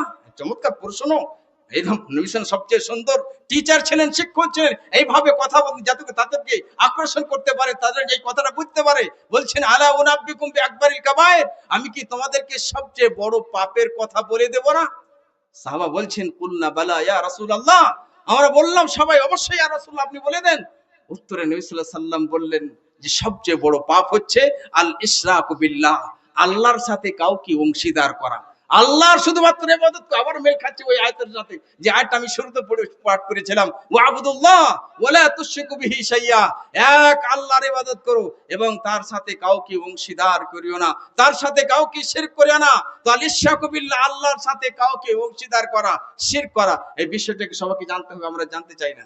আজকে জালসা জুলুস মেলাতে শেষ এবং শুনতে চায় না, বলছে আমরা সবকিছু জানি। এই শিরকের বিষয়টা এমন চমৎকার যে ঘন্টা 2 ঘন্টা 8 ঘন্টা করে আপনাকে সময় সময় আপনাকে শুনতে হবে। এবং আমরা ওলামায়ে কেরাম প্রস্তুত আছি, তৈয়ার আছি, নিজের সময় হিসাবে বের করে আপনাদেরকে দিতে রাজি আছি, কিন্তু শোনার মানুষ নয়। এখানে একটা কথা কেটে দিয়ে আরেকটু আয়াতের দিকে চলে যাচ্ছে যে দ্বীনি শিক্ষা কম্পালসরি। কতগুলো জায়গাতে দেখবেন কলেজে ইউনিভার্সিটিতে যে 2টা সাবজেক্ট আছে, যে আপনার চয়েস, আপনি হিন্দি নিতে পারেন, হতে পারে আরবি নিতে পারেন, সংস্কৃত নিতে পারেন, চয়েস আপনার। কিন্তু কতগুলো জায়গাতে কম্পালসারি এই সাবজেক্ট আপনাকে নিতেই হবে। তো দ্বীনি শিক্ষা কম্পালসারি, এই দ্বীনি শিক্ষা গ্রহণ করতে হবে, জানতে হবে। যে যদি দ্বীনি শিক্ষা না থাকে তাহলে আপনি আল্লাহর প্রাপ্যকে জানতে পারবেন না। যদি আপনার মধ্যে দ্বীনি শিক্ষা না থাকে, পিতা মাতার প্রাপ্য, তাদের অধিকার জানতে পারে, কল্পনার বাইরে বুঝতে পারবে না যে পিতা মাতার কতটা প্রাপ্য, জানতে পারে না। সূরা মুলকের মধ্যে আল্লাহ তাআলা একটি আয়াত নিয়ে এসেছেন, যারা দ্বীনি শিক্ষা গ্রহণ করলো না, দ্বীনি শিক্ষা থেকে এড়িয়ে গেল, একদম সরে গেল, না আমার কোনো কোরআনের শিক্ষার কোনো দরকার নাই, তাওহীদের শিক্ষার কোনো দরকার নাই, আমার কোরআনের হাদিস কোনো দরকার, এরা পাগল। এই একটা এত ঠান্ডা আর শীতকাল এখানে বসে থাকে নাকি, এরা পাগল মানুষ, এরা কোনো দরকার নাই। জাহান্নামীরা জাহান্নামে চলে যাবে। জাহান্নামে চলে যাওয়ার পরে তারা দুঃখ প্রকাশ করবে, তারা বলবে, ওই কথাটা আল্লাহ কোরআনে তুলে ধরেছেন, কি বলবে তারা? ওয়াকালু লাউ কুন্না নাসমাউ আও নাআকিলু মা কুন্না ফি আসহাবিস সাঈর, তারা বলবে যদি আমরা শুনতাম, যদি আমরা বুঝতাম, আজকে আমরা জাহান্নামবাসী হতাম না। আল্লাহু আকবার। তার মানে শুনতে হবে, বুঝতে হবে, বুঝে নিজের জীবনে বাস্তবায়ন করতে হবে, তাহলে আপনার আপনার জীবন সুন্দর হবে, আপনার ফ্যামিলিতে সুখ আসবে, শান্তি আসবে। আমার মা যদি সুখী না হয়, আমার টাকা নিয়ে কি লাভ? আমার সুন্দর জীবন নিয়ে লাভ কি? আমার মা যার সবচেয়ে বেশি আমার উপরে ইহসান, যার মাধ্যম দিয়ে আমি দুনিয়া দেখতে পেয়েছি, ওই মানের সাথে কি আমি সুন্দর ব্যবহার করবো না? তার সাথে কেমন সুন্দর ব্যবহার দরকার নাই? তার জন্য নবী সাল্লাল্লাহু আবার এই হাদিসে বলছেন আলা উনাব্বিকুম বিআকবারিল কাবায়ের, আমি কি তোমাদেরকে সবচেয়ে বড় পাপের কথা বলে দেব না? সাহাবারে বললেন অবশ্যই, আপনি বলে দেন নবী সাল্লাল্লাহু আলাইহি সাল্লাম। এক নম্বরে বললেন আল ইশরাকু বিল্লাহ, আল্লাহর সাথে কাউকে শরীক করা। দ্বিতীয় নম্বরে নবী সাল্লাল্লাহু আলাইহি সাল্লাম বললেন উকুকুল ওয়ালিদাইন, পিতামাতার নাফরমানি, পিতামাতার নাফরমানি। আমরা সবাই বলি, মনে মনে ভাবি কি নাফরমানি করছি, এখনো সুযোগ আছে, তওবা করে আল্লাহর কাছে, মায়ের কাছে ক্ষমা চান, মা ভুল করেছি, বুঝতে পারিনি। মা তো এত দয়ালু, এত দয়ালু, আপনি একবার যদি বলে দেন, ওই মা আপনাকে বুকের সাথে জড়িয়ে ধরবে যে আমার প্রিয় সন্তান, তুমি আমার কলিজার টুকরা। কিন্তু মাকে আমরা চিনতে পারিনি, বাবাকে চিনতে পারিনি। ওই মাকে চিনতে হবে, বাবাকে চিনতে হবে। আর ভেবে অনেক হাদিস আছে, কোন সন্তান যদি চায়, কোন যুবক যদি চায়, বিপদে পড়ে আছে, দুঃখে পড়ে আছে, বা সে চাইছে যে আমি কোন দোয়া চাইছি, আমার সংসার যেন সুখের হয়, আমার তেজারত, আমার বিজনেস যেন সুন্দর চলে, সে দোয়া করতে চাইছে, সে যদি চায় যে তার দোয়া কবুল হোক, সবচেয়ে সুন্দর একটা জিনিস আছে যে পিতামাতার সাথে সুন্দর ব্যবহার করে। পিতামাতার সাথে সুন্দর ব্যবহার করতে গেলে তার দোয়া কবুল হবে। সেই বুখারীর হাদিস। 3 ব্যক্তি এক জায়গাতে সফর করতে গিয়ে একটা গাড়ির মধ্যে ফেসে গেছে, গর্তের মধ্যে ফেসে গেছেন, এবং ওপর থেকে একটা বড় পাথর এসে গাড়ির ওই গর্তের মুখ বন্ধ হয়ে গেছে। তারা ভিতর থেকে কাউকে দেখতে পান না, এবং বাইরেকার মানুষ তারাও কেউ বুঝতে পারেন যে ভিতরে কে আছে, একদম বন্ধ হয়ে গেছে। ভিতরে ঢুকেছিলেন তারা, একদম এমন ভাবে বন্ধ হয়ে গেছে, কেউ কাউকে দেখতে পায় না। তার মনে মন ভাবলো আমরা তো শেষ। সেই বুখারীর হাদিস। আর তো বাঁচার কোনো পথ নাই, এমন বড় পাথর এসে গেছে, আমরা যে জায়গাতে গর্ততে লুকিয়ে আছি, এই পাথরকে, আর আমাদের তো শক্তি নেই যে পাথরকে হটিয়ে দিয়ে আমরা বের হব। তখন সবাই এক অপরকে বলল যে আচ্ছা, যদি তোমাদের জীবনে কোনো নেকি আছে, ওই নেকির সাহারা নিয়ে আল্লাহকে ডাকো। নেকির সাহারা নিয়ে আল্লাহকে ডাকো। এখান থেকে বোঝা গেল নেকির সাহারা নিয়ে আল্লাহকে ডাকতে পারা যায়। কেমন হবে আমি বলতে যাচ্ছি। তার মধ্যে এমন ব্যক্তি ছিল, এক যুবক, সে মা বাবার সেবা করত, যত্ন নিত, ভালো ব্যবহার করত। তারও প্রত্যেক দিনকার অভ্যাস ছিল যে যখন সে গরু বাছুর চড়াতে যেত মাঠের দিকে, আসার আগে আগে, বাড়ি আসার পরে পরে সর্বপ্রথম পিতা মাতাকে দুধ পান করাতো, তারপরে নিজের ছেলে মেয়ে স্ত্রীকে দিত। এটা চিরদিনকার তার অভ্যাস ছিল। একদিন বকরি চড়াতে, ছাগল চড়াতে চড়তে এত দূর চলে গেছেন যে আসতে লেট হয়ে গেছে, বিলম্ব হয়ে গেছে। তার পিতা মাতা ঘুমিয়ে গেছে, শুয়ে গেছেন। তো সন্তান এত আদব, তার সম্মান, তাদের তাজিম, ওই দুধের পেয়ালা নিয়ে, গিলাস নিয়ে মায়ের সামনে, বাবার সামনে দণ্ডমান হয়ে গেছে, দাঁড়িয়ে গেছে। আমার মা বাবা যখন জেগে যাবেন আমি এই দুধটা পান করব। সেই জায়গাতে আর ছোট ছোট শিশুরা মায়ের তলাতে গড়াগড়ি করছে, কান্নাকাটি করছে, কিন্তু সেই যুবক মায়ের এত সম্মান, এত তার ইজ্জত, বলছে না, আমার আগে মাকে আমি দেবো, যে মায়ের মাধ্যম দিয়ে আমি দুনিয়া দেখেছি, মাকে দেওয়ার পরে আমার ছেলেদেরকে দিব। এইভাবে গিলাস নিয়ে দাঁড়িয়ে থাকতে থাকতে থাকতে ফজরের সময় হয়ে যায়, তখন মা বাবা জেগেছে, মাকে আগে দিয়েছে, তারপরে আমি।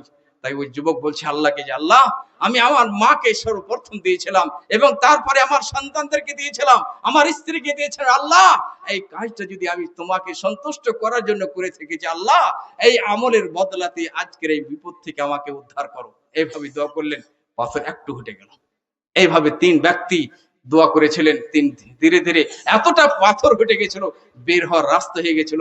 ইমাম বুখারী হাদিসকে এইভাবে নিয়েছেন যে কোনো ব্যক্তি যদি চায় যে তার দোয়া কবুল হোক, তার উচিত হবে যে পিতা মাতার সাথে সৎ ব্যবহার করবে, তাদের সাথে ভালো ব্যবহার করবে, তাহলে দোয়া কবুল হবে।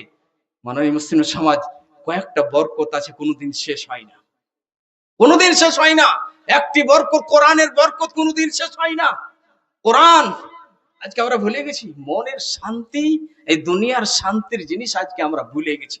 অনেক কিছু দেখলাম এই দুনিয়াতে, অনেক বড় বড় মানুষ, বাদশাহ, বড় নেতা, অনেক টাকা পয়সার মালিক, অট্টালিকার মালিক, কিন্তু দেখি কাছে থেকে সুখ নাই, শান্তি নাই, ভিতর থেকে অশান্তি।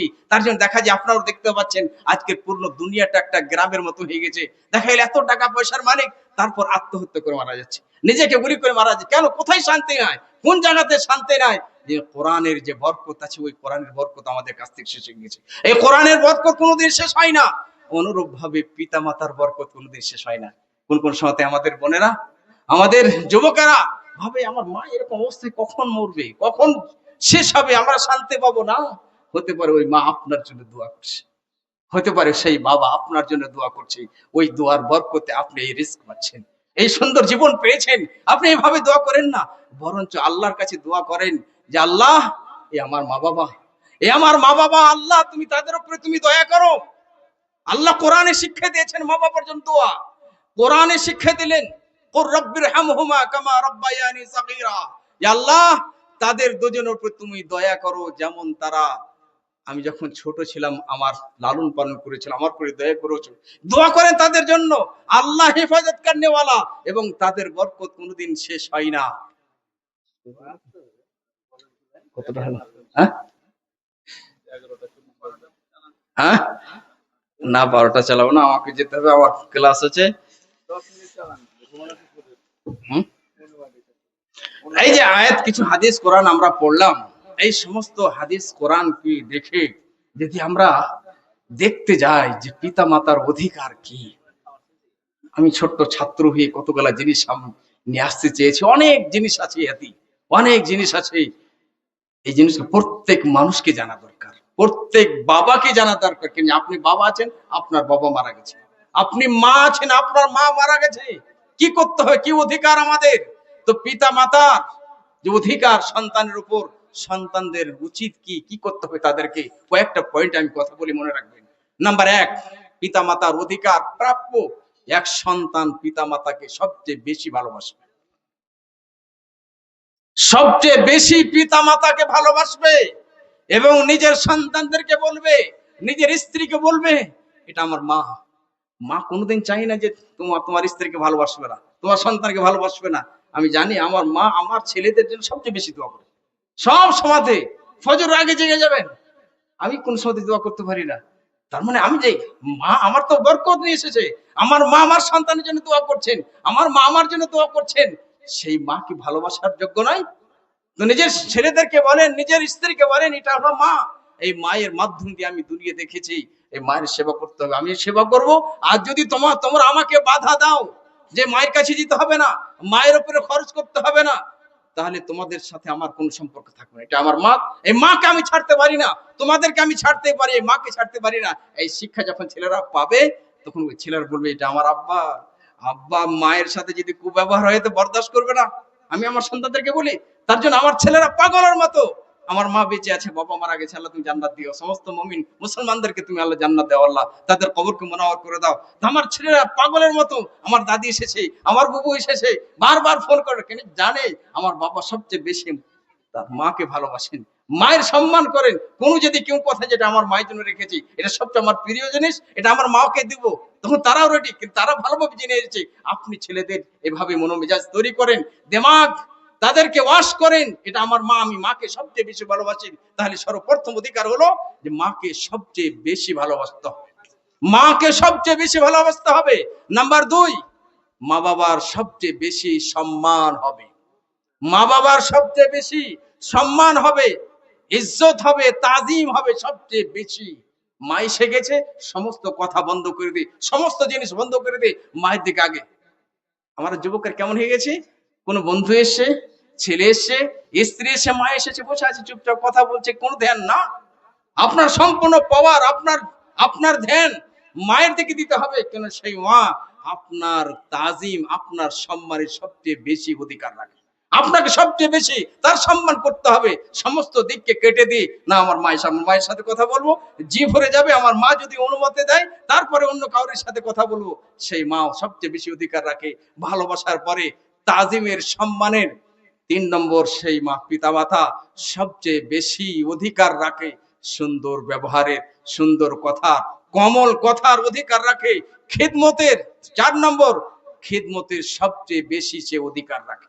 তার লক্ষ্য রাখতে হবে, খিদমত করতে হবে। কাপড় সাফ করার দরকার আছে, আপনি বলবেন যে আমি এটা আমার মা, আমার মায়ের কাপড় পরিষ্কার না, আমার মা নিজের করতে পারে না। আমি যখন ছোট ছিলাম, শীত অবস্থাতে, শীতকালে, ঠান্ডা কালে আমার মা আমাকে শুকনো জায়গাতে শুইয়েছিলেন, নিজে পেশাবের জায়গাতে শুয়ে। এই কথাগুলো মনে রাখতে হবে আপনাকে, যে আজকে আমার শক্তি, আমার পাওয়ার আছে, আমার সন্তান আছে, আমার স্ত্রী আছে, আমার স্ত্রীকে কমল ভাষা দিয়ে, সুন্দরভাবে ভালোবাসা দিয়ে বলবো এটা আমার মা। একটু লক্ষ্য রাখো, বিচলিত হইও না। আমার মা যদি নারাজ হয়ে যায়, আমি শেষ হয়ে যাব।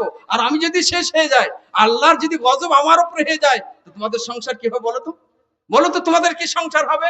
এখানে একটা আমার মা খালাদেরকে একটা কেসা শোনাই, সৌদি আরবের কথা বলছি। কেসার মাধ্যমে জ্ঞান, হাদিস কোরআন দিয়ে। এক মা খালারা, আমাদের বেটের এমন কোন সময় হয়ে যায় যে যুবক চাইছে মায়ের সাথে দেখা করা, মায়ের সাথে কথা বলবে, অনেক সময় মায়ের জিভ ভরে না। আমি তো নিজে দেখেছি যে ইচ্ছা করছে, আমার অনেক কাজ আছে, আমার তো মায়ের সাথে 10 ঘন্টা কথা, 10 মিনিট কথা বলে আমি চলে যাব কাজে। কিন্তু কথা বলতে শুরু করেছি, বলেছি, আমি বুঝতে পারছি মায়ের জিভ ভরে না। এখন এমন হয়ে গেছে, 1 ঘন্টা পার হয়ে গেছি, 2 ঘন্টা পার হয়ে গেছে। তারপর দেখলাম যে হ্যাঁ, মা এখন শান্তি আছে, তখন আমি সেখান থেকে গেছি। এমন একদিন হয়েছে, সেদিন তাড়াতাড়ি করছি আমি কোন কাজের জন্য চলে যাব, মা গিয়ে বলে দিল যে তুমি এমন ভাবে আসছি যে একটু সময় না, এখন তো আসর নামাজ পড়ে চলে যাবি। যেমন এই কথা শুনে নিয়েছি, আমি বলি না মা, যাবো না আসর নামাজ পড়ে। যেন ইচ্ছে ছিল আসর নামাজ পড়ে চলে যেতাম, বলে যাবো না, মাগরিবের পরে যাবো।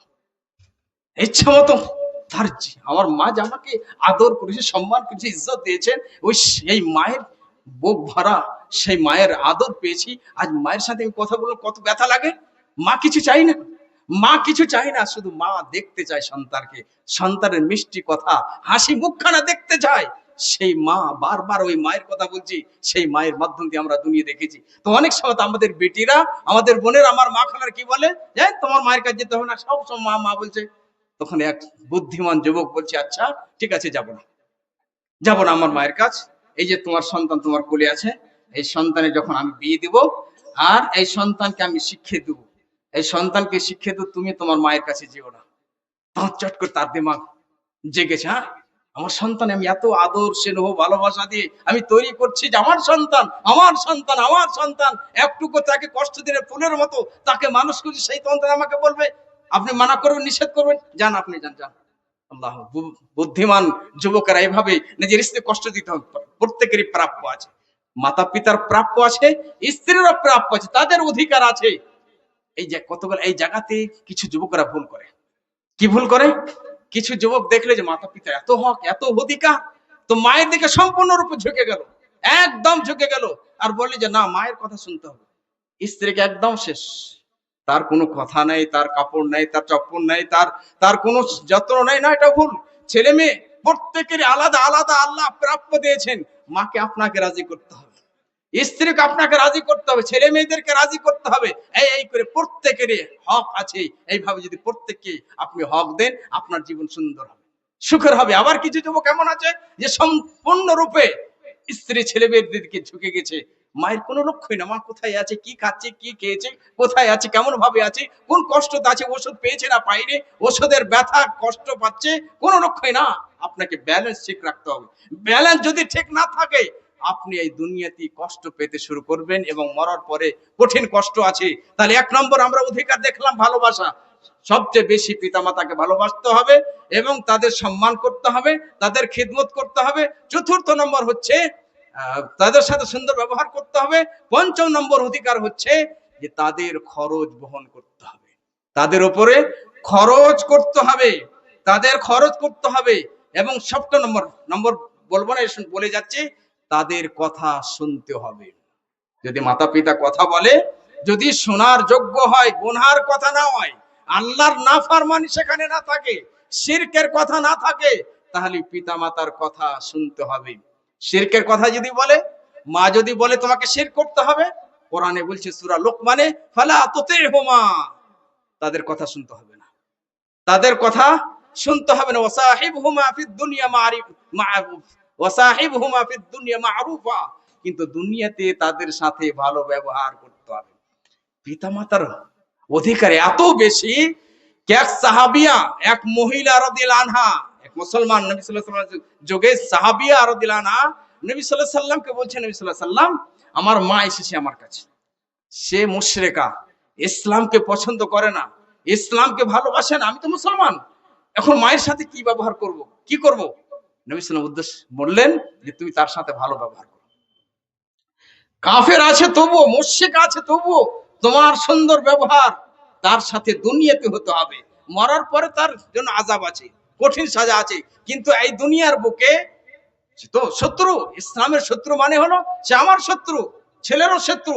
কিন্তু নবী সাল্লাল্লাহু আলাইহি ওয়াসাল্লাম কথা বললেন না যে তোমার মা মুশরিক আছে, কাফের আছে, ইসলামকে পছন্দ করে না, তার সাথে সুন্দর ব্যবহার করা যাবে না। বরং বললেন সিলি উম্মাকি, তোমার মায়ের সাথে সুন্দর ব্যবহার করো, সৎ ব্যবহার করো, ভালো ব্যবহার করো। তাহলে পিতামাতার প্রাপ্যর জন্য তাদের কথা শুনতে হবে, কিন্তু শিরকের কথা শোনা যাবে না। এবং পিতামাতার অধিকার এটাও হচ্ছে যে তাদের জন্য দোয়া করতে হবে, যদি বেঁচে আছে তবুও দোয়া করতে হবে, রব্বির হামহুমা কামা রাব্বায়ানি সাগীরা। এবং যদি মারা গেছে, এখনো তাদের প্রাপ্য আছে, তাদের অধিকার আছে। আপনি সব সময়তে উঠতে বসতে, নামাজে যখন যাবেন, ফজরে জাগবেন, যখনই মনে পড়ে যাবে আপনি দোয়া করবেন যে মা আপনার এত কষ্ট করেছে, সেই মায়ের কারণে আপনি দুনিয়া দেখেছেন, মা কোন অবস্থাতে আছে, কেমন অবস্থাতে আছে, কবরের জগতে, কবরের দুনিয়াতে, আপনি সেই মায়ের জন্য, সেই পিতার জন্য দোয়া করবেন, রব্বির হামহুমা কামা রাব্বায়ানি সাগীরা, রব্বির হামহুমা কামা রাব্বায়ানি সাগীরা। এবং পিতামাতার আরেকটি অধিকার হচ্ছে যে পিতামাতার জন্য নম্রতার ডানাকে ঝুঁকে দিতে হবে, কমল কথা তাদের সামনে বলতে হবে, উচ্চ স্বরে যেন কথা না হয়, কঠোর ভাবে তাদের সাথে কথা না হয়, এই সুন্দরভাবে তাদের সাথে ব্যবহার করতে হবে। তাদের অধিকার আরেকটি, যে পিতা মাতার যে বন্ধু বান্ধব, তার আত্মীয় স্বজন আছে, তাদের সাথে ভালো ব্যবহার করতে হবে। পিতা মাতা নাই, আজকে আমার মা নাই, আমার বাবা নাই, কিন্তু তাদের আত্মীয় স্বজন, তাদের বন্ধু আছে, তো ছেলেদের উচিত হবে তাদের সাথে সুন্দর ব্যবহার করতে হবে। হাদিসে প্রমাণ, সেই মুসলিমের হাদিস, তাদের সাথে সুন্দর ব্যবহার করতে হবে। এবং পিতা মাতার আরেকটি অধিকার, যদি পিতা মাতা কোনো ওসিয়ত করে যায়, কোনো ওসিয়ত করে যায়, উপদেশ দিয়ে যায়, ওই ওসিয়তকে মেনে চলতে হবে, সেই ওসিয়তকে মেনে চলতে। যেমন আমাদের সমাজে অধিকাংশ মা বাবা মরে যাওয়ার পরে ভালোভাবে বন্টন দেয় না, ভাগ করে না। বাবা ওসিয়ত করে গেছেন, নসিহত করে গেছেন যে তোমরা কোরআন হাদিস হিসেবে বন্টন করবে, ছেলেরা ডবল পাবে, মেয়েরা সিঙ্গেল পাবে। নসিহত করে গেছে, কোরআনের তো ফয়সালা আছে, তারপরে মা বাবা বলে গেছে, সেটাকে নাফিজ করতে হবে, সেটাকে নিজের জীবনে বাস্তবায়ন করতে হবে। যে কোনো উপদেশ নসিহত করে গেছে, ওসিয়ত করে গেছে, সেটাকে পিতা মাতা যদি ওসিয়ত করে যায়, সন্তানেরা সেটাকে নিজের জীবনে বাস্তবায়ন করবে। যদি পিতা মাতা এমন অবস্থাতে মারা গেছে, কোনো ধার আছে, সেই ধারটাকে সন্তানেরাকে পরিশোধ করতে হবে। এমনও কোনো সময় হয়ে থাকে যে এক বাবা বা এক মায়ের মাধ্যম দিয়ে ভুল হয়ে গেছে, কোন জায়গাতে দেবে নিয়েছে, কোন দোকানকে দেবে নিয়েছে, অন্যায় ভাবে সেটাকে উনি নিয়ে নিয়েছিলেন, আর এইভাবে দুনিয়া ছেড়ে চলে গেলেন। সে সন্তান ভালোভাবে জানে, বা সেই মেয়ে, তার মেয়ে ভালোভাবে জানে যে আমার আব্বা এই জায়গাতে রাগের সাথে ভুল করেছিলেন, রাগের সাথে অন্যায় করেছিলেন। তাকে জবরদস্তির কারণে বলছেন, আমি তোমাকে 20 লাখ টাকা দেবো না, আমি 1 লাখ টাকা দেবো না, 50,000 টাকা দেবো না, কি করবেন দেখো, আর এই অবস্থায় মারা গেল। সন্তানের উচিত হবে যে মা বাবার পক্ষ থেকে সেটাকে আদা করে দিবে, যাতে করে আমার মা আমার বাবা আযাবে গ্রেফতার না থাকে, কোন সাজাতে গ্রেফতার না থাকে। অনুরূপ ভাবে যদি ভুল করে মা বাবা আপনার নামে জমি সম্পূর্ণ লিখে চলে গেছে, হয় যে অনেক সময় মায়ের দ্বারে ভুল হয়, কিছু মানুষ বলছে আমি মা আমি বাবা, আমাদের ভুল হয়নি, না ভুল হয়। কোরআন স্পষ্ট আয়াত আছে, যদি আমি সময় পেতাম ওই আয়াতগুলোকে দেখাতাম কেমন ভাবে আল্লাহ তাআলা নিষেধ করছেন। আল্লাহ সবচেয়ে বেশি দয়ালু। যদি মা বাবার দ্বারাই কোনো জায়গাতে মিস্টেক হয়ে গেছে এবং ভুলের কারণে, ভালোবাসার কারণে আপনার নামে সমস্ত জমি জায়গা লিখে দিয়েছে যে না অমুক বেটাকে দেবো না, আপনার উচিত হবে যে এখন কোরআন হাদিস অনুযায়ী সেটাকে বর্ণন করবেন। তাহলে আপনি আপনার আব্বাকে ভালোবাসলেন, তাকে কবরের আযাব থেকে বাঁচাতে পারলেন। মা বাবার আর একটি অধিকার হচ্ছে যে কোন সময়তে, অনেক সময়তে পিতা মাতারও ভুল হয়, এমন কিছু কষ্টর শব্দ আপনি শুনবেন যে আপনাকে ব্যথা লাগবে, আপনি বরদাস্ত করতে পারবেন না। এই জায়গাতে আপনি তার মোকাবেলাতে কোনো সাজা দিতে পারেন না, তার মোকাবেলাতে উঁচু স্বরে কথা বলতে পারেন না, তাকে আপনি ডাঁট দিতে পারেন না, কষ্টদায়ক কথা বলতে পারেন না। সেই জায়গাতে আপনাকে সবুর করতে হবে, ধৈর্য অবলম্বন করতে হবে। সেই জায়গা থেকে আপনাকে হটে যেতে হবে, একটু কোমল ভাষাতে বলতে হবে যে মা এটা তো নয়, আসলে এটা এটা আপনাকে ভালোবেসে সম্পূর্ণ রূপে আপনাকে ঝুঁকে যেতে হবে একদম। এটা না, এটা তো মা ভুল বলেছে, এটা তো আমার আব্বা ভুল বলেছে, না মানতে রাজি। কতগুলো যুবক এমন কথা বলছে যে আমাকে লজ্জা লাগছে কথাটা বলতে। এই মাত্র কয়েকটা দিনের আগে এক পুরুষ, এক বয়স্ক মানুষ বলছেন যে এক সন্তান কে এক বাবা বলল যে বেটা তুমি এই কাজটা করিও না, এটা ভালো নয়। সন্তান এত রেগে গেছে, রাগের সাথে বললে এরকম বাপকে যদি কুচি কুচি করে কেটে ফেলে দিই তাও চলে না। হতভাগা তুমি, হতভাগা তুমি। কোন সাথে যদি মা বা বাবা সন্তানকে হত্যা করে দেয়, এই হত্যার বদলাতে তার কেসাস নাই, আল্লাহর কাছে সাজা পাবে, আল্লাহ তাকে শাস্তি দিবে, কিন্তু এই দুনিয়ার বুকে তাকে শাস্তি দিতে পারে না। কি কারণে দিতে পারে না?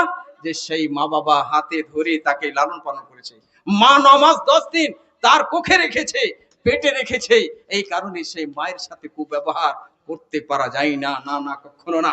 তাহলে সবর করতে হবে, যদি এরকম কোন জিনিস চলে আসে সবর করতে হবে। আর একটা পয়েন্ট বলে শেষ করি, যে মা বাবার পক্ষ থেকে সাদকায়ে জারিয়া করতে হবে সন্তানদেরকে। হাদিস, একটি হাদিস, সেই মুসলিমের হাদিস, নবী সাল্লাল্লাহু আলাইহি সাল্লাম বললেন ইদা মাতাল ইনসান ইনকাতা আমালুহু ইল্লা মিন সালাসা, মানুষ যখন মারা যায় তার নেকির রাস্তা সব বন্ধ হয়ে যায়। মনে রাখবেন, হাদিসটা খুব জটিল, শেষ কথাটা মনে রাখবেন, হতে পারে আপনার জীবন ধন্য হবে, আপনি সফল হবেন। আল্লাহ নবী সাল্লাল্লাহু আলাইহি সাল্লাম বললেন ইদা মাতাল ইনসান ইনকাতা আনহু ইল্লা মিন সালাসা, যখন মানুষ মরে যায় তার নেকির রাস্তা সমস্ত বন্ধ হয়ে যায়, কিন্তু তিনটে রাস্তা কোনোদিন বন্ধ হয় না। মিন সাদাকাতিন জারিয়াতিন, নাম্বার 1 সাদকায়ে জারিয়া, এমন সাদকা করে গেল ওই নেকি পৌঁছিতে থাকে কবরে। কোন জায়গাতে লাইব্রেরি করে দিল, ওই লাইব্রেরি থেকে যুবকেরা শিক্ষা, তাওহীদের শিক্ষা পাচ্ছে, হাদিসের শিক্ষা পাচ্ছে। একটা মসজিদ নির্মাণ করে দিল, কুয়ার ব্যবস্থা করে দিল, পানির ব্যবস্থা করে দিল, একটা স্কুল তৈরি করে দিল, এই গ্রামে কোনো শিক্ষা নাই, একটা মাদ্রাসা কায়েম করে দিল। একটা ছাত্রকে, ছাত্রের পিছনে যা পয়সা লাগবে আমি দেবো, তুই তোর তাওহীদের ছাত্র হবে, একটা আলেমে দ্বীন হবে, কোরআনের হাফিজ হবে। এই সাদকায়ে জারিয়া, এই সাদকায়ে জারিয়া কোনদিন শেষ হয় না। তো পিতামাতার ছেলেদের উচিত হবে যে মা বাবার জন্য একটা সাদকায়ে জারি জেনে করে তাদের পক্ষ থেকে, যে আমার মায়ের জন্য আমি একটা মসজিদ নির্মাণ করে দিলাম, আমার মায়ের জন্য একটা পাংখা লাগিয়ে দিলাম, আমার মায়ের জন্য এই পানির ব্যবস্থা করে দিলাম, আমার মায়ের জন্য এই জিনিসটা করে, নেকির কাজ সাদকায়ে জারিয়া। এটা একটা এই নেকি পচিতে থাকে মরার পরও। নাম্বার 2, আও ইলমিন ইউনতাফাউ বিহি, বা এমন ইলম যার দ্বারা মানুষ উপকৃত হয়। এই ইলম হচ্ছে এমন একটা ইলম যে এই নেকি পৌঁছিতে থাকে চিরদিন, কোনোদিন এই নেকি বন্ধ হয় না। আজকে আমি আপনাদেরকে বলছি, আমি ছাত্রদেরকে শেখাই, সে ছাত্র নিজে শিখবে, আবার পরকে শেখাবে, এই করে চলতে থাকবে। এই নেকির রাস্তা কোনোদিন বন্ধ হবে না। শুধু একটাই অন্তরে রাখতে হবে যে আল্লাহ, এই কথাগুলো যে আমি বলছি, এই যে আমি শিক্ষাগুলো দিচ্ছি কোরআনের, এই তাওহীদের সুন্নতের ভালোবাসা, সাহাবায়ে কেরামের ভালোবাসা, শুধুমাত্র তোমার ভালোবাসার জন্য।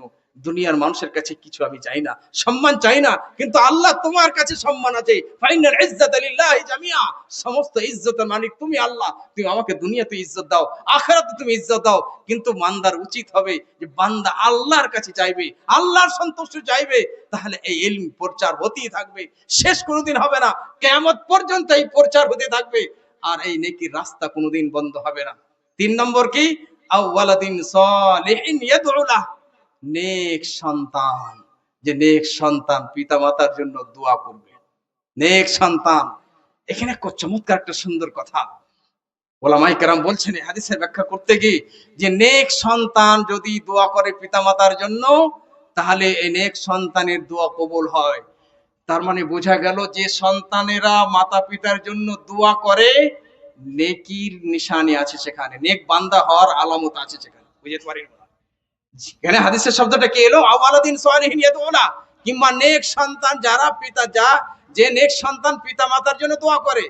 তার মানে যে সন্তানেরা পিতা মাতার জন্য দোয়া করে সর্বদা, সব সময় পিতা মাতাকে স্মরণ রেখেছে মরার পরেও, এখন 80 বছরকার হয়ে গেছে, 60 বছরকার হয়ে গেছে, মা বাবাকে ভুলতে পারেনি, তারা দোয়া করছে। তার মানে এই জায়গাতে নিশানি রয়েছে, আলামত রয়েছে, লক্ষণ রয়েছে যে সেই বান্দাটা নেক হবে। তার জন্য বেশি বেশি করে আমাদেরকে পিতা মাতার জন্য দোয়া করতে হবে, আর বলতে হবে যে আল্লাহ, আমার নেক বান্দার মধ্যে আমারও নাম লিখে দাও। আল্লাহ, নেক বান্দার মধ্যে আমারও নাম লিখে দাও। অবশেষে আরেকটা কথা বলি, এটা তো জানলাম যে পিতা মাতার অধিকার, আমরা খুব খুশি হলাম যে আমি বাবা, আমার হক আছে, আমি মা, আমার হক আছে, প্রাপ্য আছে আমার। তোমরা ভালোভাবে কথা বলো না, কিন্তু পিতা মাতার যেমন অধিকার, ছেলেদেরও অধিকার আছে। এই জায়গাতে অনেক সময় আমরা কথাও বলি না। শেষ কথা এখানে বলে শেষ করি যে ছেলেদেরও অধিকার আছে, ছেলেদের প্রাপ্য আছে। যদি কোন জায়গাতে ভুল হয়ে আছে, পিতা মাতার অধিকার সে জানতে পারেনি, অধিকারের লক্ষ্য রাখে না, প্রাপ্য লক্ষ্য রাখে না, এর আসল কারণ হচ্ছে পিতা মাতা। সেই পিতা মাতা কোনোদিন তাকে আল্লাহর কথা বলেনি, সেই পিতা মাতা কোনোদিন তাকে নবী সাল্লাল্লাহু আলাইহি সাল্লামের সুন্নতের কথা বলেনি, সেই পিতা মাতা কোনোদিন তার সন্তানদেরকে সাহাবায়ে কেরাম রাদিয়াল্লাহু আনহুম আজমাইন, যিনাদের মাধ্যম দিয়ে আমরা ইসলাম পেয়েছি, তাদের ভালোবাসা পেয়েছি, তাদের কথা কোনোদিন শিখায়নি, শিক্ষার কথা কোনোদিন বলেনি। তার কারণে আজকের সন্তানেরা নাফরমান হয়েছে, তার কারণে আজকের সন্তানেরা বেনামাজি হয়েছে, তার কারণে আজকের সন্তানেরা মা বাবার নাফরমান হয়েছে, মা বাবার কথা শুনে না। তার জন্য পিতা মাতার সবচেয়ে বড় দায়িত্ব, সবচেয়ে বড় প্রাপ্য, বড় দায়িত্ব তাদের এই সন্তানদেরকে দ্বীনি শিক্ষায় শিক্ষিত করবে, দ্বীনি শিক্ষা দেবে। এই দ্বীনি শিক্ষাটা পাওয়া একটি শক্তি, এই শক্তির দ্বারাই এমন স্থানে সে সন্তানের পৌঁছে যেতে পারে যে মানুষের কল্পনার বাইরে। এই শক্তি যখন পেয়ে যাবে, এই দ্বীনি শিক্ষা যখন পাবে, এই দ্বীনি শিক্ষা নূর, এই রোশনি পাবে, এই রোশনির মাধ্যম দিয়ে, এই জ্ঞানের মাধ্যম দিয়ে আল্লাহকে চিনতে পারবে, পিতামাতাকে চিনতে পারবে, তাদের অধিকারকে জানতে পারবে। তার জন্য সবচেয়ে বড় দায়িত্ব হলো কিতাবুন নিকাত, ইমাম বুখারী রাহিমাহুল্লাহ এই এমন একটা সুন্দর কথা নিয়ে এসে অবাক করি, সেই সময় মজা লাগে। কু আনফুসাকুম ওয়া আহলিকুম নারা, যে তুমি নিজেকে এবং নিজের সন্তানদেরকে জাহান্নামের অগ্নি থেকে, জাহান্নামের আগুন থেকে বাঁচাও। কি করে আমি নিজেকে বাঁচাবো? দ্বীনি শিক্ষা গ্রহণ করে। নিজের সন্তানদের কিভাবে বাঁচাবো? নিজের সন্তানদেরকে তাওহীদের শিক্ষা দেব, নিজের সন্তানদেরকে আল্লাহর ভালোবাসার শিক্ষা দেব, নবী সাল্লাল্লাহু আলাইহি সাল্লামের ভালোবাসার শিক্ষা দেব, নামাজের শিক্ষা দেব। নামাজ ছাড়া ইসলাম নাই, মুসলমান হতে পারে না, না কখনো না। তাহলে এই কথা আমরা মনে রাখবো যে আমাদেরও দায়িত্ব আছে ছেলেদের ভালোবাসা, ছেলেদের কমল, তাদের সাথে সুন্দর ব্যবহার, তাদের সাথে ইনসাফ, তাদের লক্ষ্য রাখা, তাদের জন্য নমুনা হতে হবে, আইডিয়াল হতে হবে। আপনি গালি দিবেন আর ছেলের কাছে আশা রাখবে যে ছেলে আমাকে কোনোদিন গালি না দেয়। আপনি তাদের জন্য কঠোর হবেন, আর আপনি তার কাছে আশা রাখবেন আমার সন্তান যেন আমার সাথে উঁচু স্বরে কথা না বলে, আমার সাথে কোমল ভাবে কথা বলে না। এটা কখনো হতে পারে না। পিতামাতাকে আইডিয়াল হতে হবে, নমুনা হতে হবে, আদর্শবান হতে হবে, তাহলে ওই সন্তানেরা নেক হবে, চরিত্রবান হবে। অবশেষে আল্লাহর কাছে দোয়া করি, আল্লাহ যা কিছু আমরা শুনলাম, এই শোনার কথাগুলো আমরা যে নিজের জীবনে বাস্তবায়ন করি। এটা শোনার জন্য শুধু আসেন এই বক্তব্যটা মা বাবার অধিকার, শোনার জন্য শুধু নয় যে কানে শুনতে মজা লাগলো, ভালো লাগলো, বরঞ্চ এই জিনিসগুলো নিজের জীবনে যেন আমরা বাস্তবায়ন করতে পারি, মা বাবার সেবা করতে পারি, তাহলে আমরা দুনিয়াতে সফল হব, মরার পরে সফল হব। আল্লাহ তুমি আমাদেরকে তুমি তৌফিক দাও যাতে করে পিতা মাতার অধিকারকে আমরা বুঝতে পারি, জানতে পারি, তাদের যত্ন নিতে পারি, তাদের সেবা করতে পারি। আল্লাহ তুমি আমাদের অন্তরে কোরআনের ভালোবাসা জাগিয়ে দাও। আল্লাহ তুমি আমাদের অন্তরে তাওহীদের ভালোবাসা জাগিয়ে দাও। আল্লাহ তুমি আমাদের অন্তরে সাহাবায়ে কেরাম রাদিয়াল্লাহু আনহুম আজমাইন তাদের আজমতের ভালোবাসা জাগিয়ে দাও। আল্লাহ আমাদের মধ্যে যারা অসুস্থ আছে তাদেরকে তুমি সুস্থতা দান করো, যারা মারা গেছে আল্লাহ তাদের কবরকে মুনাওয়ার করে দাও, কোষাদা করে দাও। আল্লাহ তাদেরকে জান্নাতুল ফিরদাউস স্থানে, জান্নাতুল ফিরদাউসে স্থান দাও। আল্লাহ আমাদের যখন মৃত্যু হবে, দুনিয়া ছেড়ে যাব আল্লাহ, তখন আমাদের মুখ থেকে যেন কালেমা তাওহীদ লা ইলাহা ইল্লাল্লাহ ফুটে যায়, তার তৌফিক দিও। আল্লাহ আমাদেরকে তুমি পাক্কা সাচ্চা নামাজি বানিয়ে দাও। যার নামাজ নাই তার কিছুই নাই। আমি যুবকদেরকে বলবো নামাজ পড়তে হবে, নামাজ কায়েম করতে হবে। আল্লাহ তুমি আমাদেরকে সুযোগ দাও যেন তোমার ইবাদত করতে পারি, তোমার সামনে মাথা নত করতে পারি, তোমাকে সাজদা করতে পারি, তোমাকে সাজদা করে দুনিয়া থেকে বিদায় হতে পারি। আমিন। ওয়া সাল্লাল্লাহু নবিয়িনা মুহাম্মদ ওয়া আলা আলিহি ওয়া সাহবিহি আজমাইন। আসসালামু আলাইকুম ওয়া রাহমাতুল্লাহি ওয়া বারাকাতুহু।